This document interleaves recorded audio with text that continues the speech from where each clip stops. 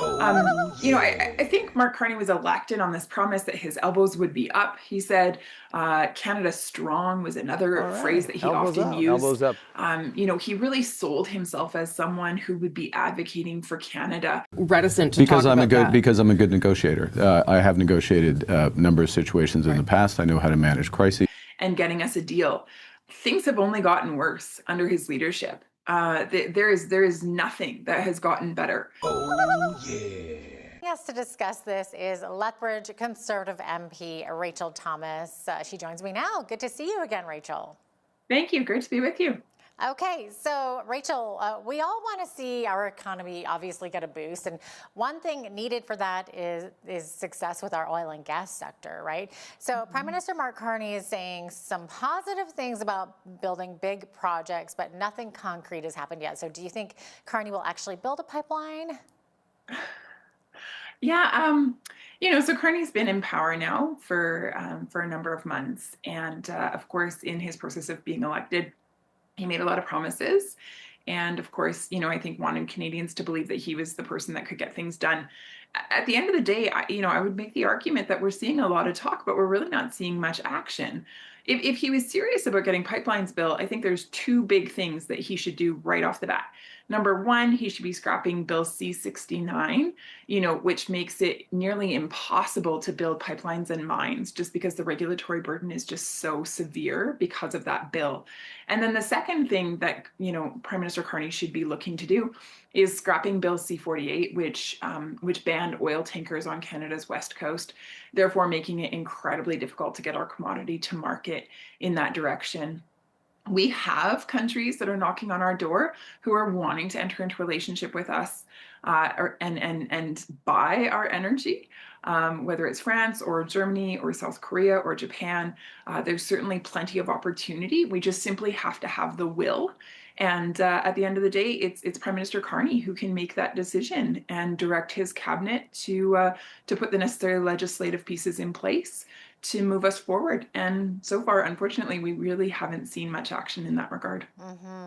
It's interesting also to see that Canada's auto sector has been telling the Prime Minister that they're not ready to be able to make things work for the EV mandate. So what are the main issues with the EV mandate? Do you think that Carney will give in to the pressure to repeal it? You know what? Conservatives brought forward a motion this spring calling on the House of Comment, or calling on the House, the members there to take a stand against the EV mandate. In particular, of course, it would be up to the government to put a decision in place to scrap it. It makes sense to scrap it. It makes sense to get rid of it. The EV mandate is nearly impossible to bring to fruition. So, as a way of background for our audience, the deal is that the Liberals have asked that all automobile manufacturers and sales are 100% EVs by 2035. So in less than 10 years now, all vehicles that are sold would have to be EV. Our grid in Canada doesn't support that. We have over 26 million registered vehicles on the road here. If all of those vehicles needed to be plugged in at night, our entire grid would collapse. So on a really practical level, it's not possible. But then if we just look at the day-to-day lives of Canadians, especially those here in southern Alberta, many are rural dwellers. To drive an EV in winter is nearly impossible to get from place to place. To be driving work trucks in order to fulfill one's duties, again, would be impossible if it was reliant on electricity. And then you just look at the practical nature around affordability as well. Canadians are already having a hard time being able to put groceries on their table, being able to buy school supplies for their kids, being able to pay their rent or their mortgage. Shifting over to EVs would drastically increase the cost of vehicles. Canadians just simply can't afford that. And so overwhelmingly, I'm hearing in my office that, people are very much against this mandate. I think Carney has a real opportunity here to do what's in the interest of Canadians, and so I'm hopeful that he will revoke his plan. But so far he's been pretty resolute, pretty determined to push it through, which again is absolutely nonsense. Right. And China just put a 75% tariff on Canadian canola, apparently in response to Canada's 100% tariff on Chinese electric vehicles, speaking of EVs, right? So Rachel, any thoughts on how best to deal with Chinese trade issues? Yeah, so I mean, quite some time ago, China put a 100% tariff on what's called canola meal and canola oil. Yeah. Now they're adding an extra tariff on top of that, another 75% on canola seed. It's a direct attack on our farmers. It, of course, is a huge blow to producers in this area. Certainly, a big concern because Canadian producers then are going to be locked out of the market. It should also be mentioned there's other tariffs as well. China put tariffs on peas, they put tariffs on pork and on seafood. And so all of these sectors are negatively impacted. China is doing it in response to a decision that was made by the Canadian government, a nonsensical decision with regards to EVs. We have the ability to sit down to negotiate with China and to make a better decision, which would hopefully bring resolution to this issue and therefore serve our producers really well. Again, it's yet to be seen. I think China as well is somewhat taking advantage of the fact that focus is on the United States of America right now, and so China feels that they can kind of get away with these things in the background. And to some extent, they're right. Carney's focus really is on the United States, and he's seemingly not interested in other countries and finding a way forward with trade negotiations on those other fronts. Right. So at the end of the day, I think it's a huge disservice to Canadians as a whole, but especially to our producers. Yeah. And speaking of other countries, I know you'd mentioned before other countries knocking on our door to trade with us and, wanting our oil. So it looks like we had some politicians go down to Mexico recently, and Canada still has no trade deal with the United States, and Mexico now saying no to a separate trade deal with Canada. So where does this leave us, and where should we go from here, Rachel? Yeah, so again, great question. I think Mark Carney was elected on this promise that his elbows would be up. He said, Canada strong was another phrase that he often used. He really sold himself as someone who would be advocating for Canada and getting us a deal. Things have only gotten worse under his leadership. There is nothing that has gotten better. So we are in this incredibly unfortunate position where President Trump continues to apply, one tariff after another to Canada and therefore disrupt our market flow.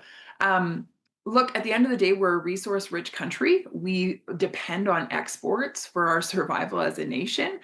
It's what creates so many jobs in this country and keeps food on our tables. Right now, we are largely beholden to the United States of America. And unfortunately, we're in this position because we didn't take steps sooner to diversify.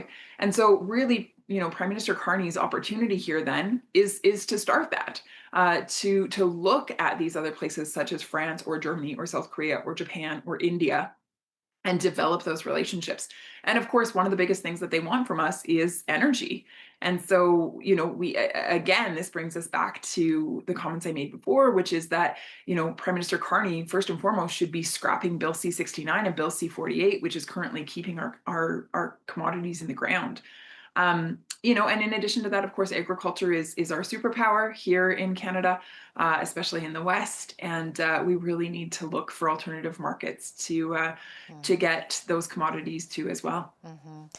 Rachel, any thoughts on Bill C-2, the Strong Borders Act? Any concerns? Sure. This bill is actually quite concerning for me and my other conservative colleagues. The idea that our borders should be more secure, of course, I think every Canadian can agree to that. Mm-hmm. What we know is that since the Liberals took office, there's been a 632% increase in U.S. Border Patrol encounters with people illegally attempting to enter. This is a big deal. This is out of control, and so something does need to be done. But when we look at the details of Bill C2, there are concerns around property rights as well as protection of privacy. So right now, the bill would actually allow for the police to access a person's device or internet history without the need of a warrant. Which of course there are privacy implications for something like that. In addition to that, the bill would also allow, Canada Post to open any mail that it suspects might be irregular in any nature, in any way. And again, they wouldn't need the police present, and a warrant wouldn't be required, which I think, many Canadians are very concerned about what this would mean for them in terms of their personal privacy and respect for personhood. So we definitely have concerns with regards to this bill. It does accomplish some good things in terms of border security, but it goes too far in some other areas. And so we'll be heading into the fall session with some really critical questions to ask, and we'll be analyzing this bill really carefully. Yeah. But currently in its form as it exists right now, we certainly could not support it. Right. Is it the Canada Customs and Border people that would be checking phones when Canadians are coming back into the country? Is that what that's looking like? There is potential for that. Yes, there is potential for that. Mm-hmm. Okay, interesting.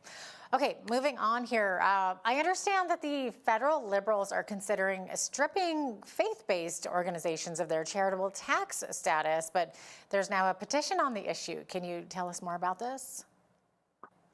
Certainly. So there was a recommendation that was put forward by Finance Committee, which of course is primarily Liberal members. And the recommendation was that charitable status be revoked from faith-based organizations. We're talking about organizations that do really good work in our community. So whether that's, soup kitchens or shelters or emergency response initiatives, providing counseling services, there's a lot of good work that governments just simply don't do or can't do that faith organizations pick up and are able to serve the community really well.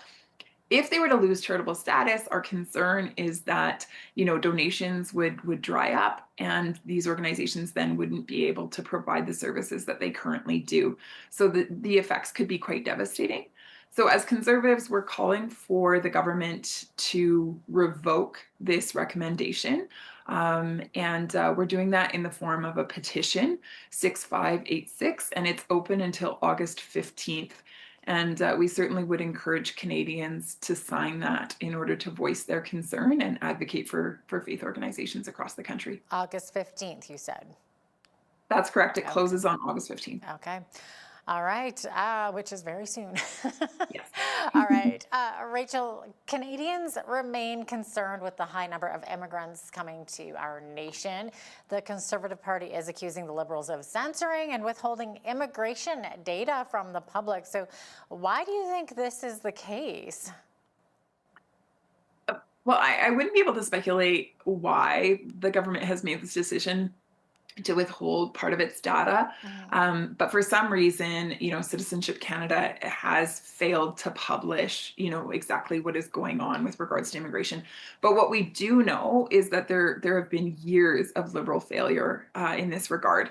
So we know that there's massive blunders that have been made and that the system has become overwhelmed. So whether that's housing or healthcare or social services, the job market, shelter supports, they're just the results are horrendous, actually. It's just having a detrimental impact on our nation as a whole. We also know that there are 500,000 illegal immigrants that are unaccounted for. Somehow the government lost track of them, which again, there's a danger in that.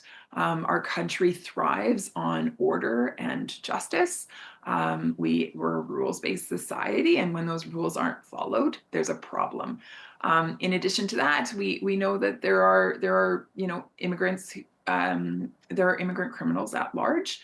Again, that the government has failed to keep track of. folks who came into our country with a criminal record, folks who have developed a criminal record since coming. And this is, again, a huge problem in terms of the safety and well-being of other Canadians and our communities flourishing. So more needs to be done to make sure that immigration is done in a responsible manner, that we're bringing in folks who hold to our Canadian values, who will contribute to our economy in beautiful ways, and who will really steward the opportunity to call Canada home. And right now, unfortunately, the Liberals and the way that they've chosen to run the immigration system, they really are not putting focus on those points, and it's harming us. Oh, yeah. Hi, everyone. Congratulations, you're spending more money on taxes than on food, clothing, and shelter combined. How many kids did you molest Jeffrey Epstein? More than just elbows. These are Muslim values. These are Canadian values. Anyhow, what are you going to do? Trying to keep you informed. Aaron Canadian Looney trying to hit 30,000 subs. Help me get there. Thank you for watching this video. We'll catch you in the next one. Later, gang.